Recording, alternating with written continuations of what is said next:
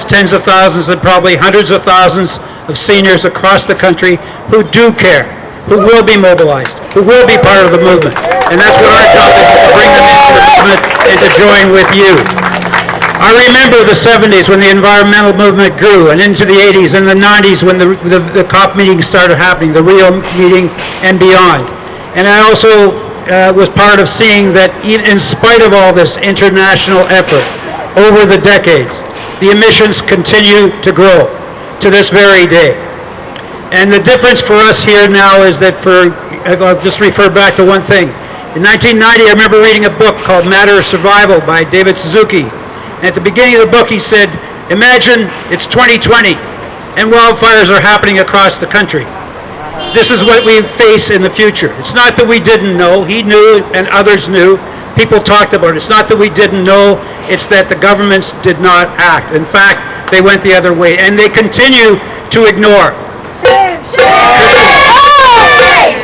Chrystia Freeland's office and the earlier meeting at 12 o'clock today at the, I forget her name now, Julia Deberin, I forget her name, sorry.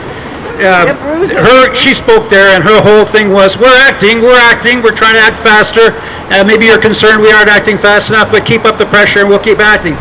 That's not the problem. It's not that they're not acting fast enough. They're going in the wrong direction. They're going fundamentally in the wrong direction. Promoting the use of fossil fuels.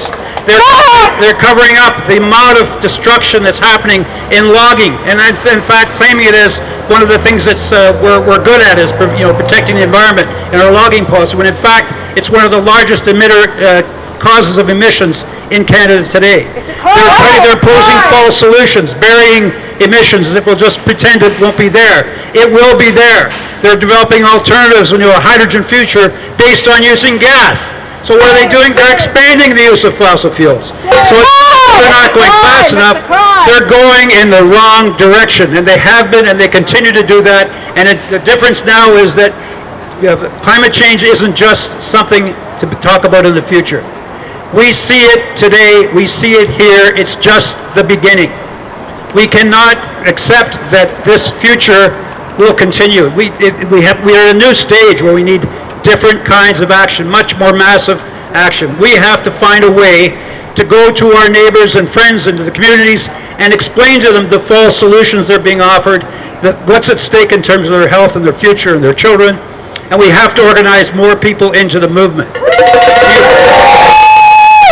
You heard about the demonstration that's happening in July. We have to bring out, each of us has to bring out 10 or 15 of our friends, or get 2 of our friends and they get 2 friends.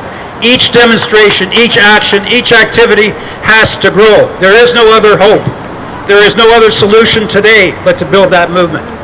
So I call on you to do that. We'll do our best, and we'll see what happens. But there is no solution unless we build a movement and we fight back.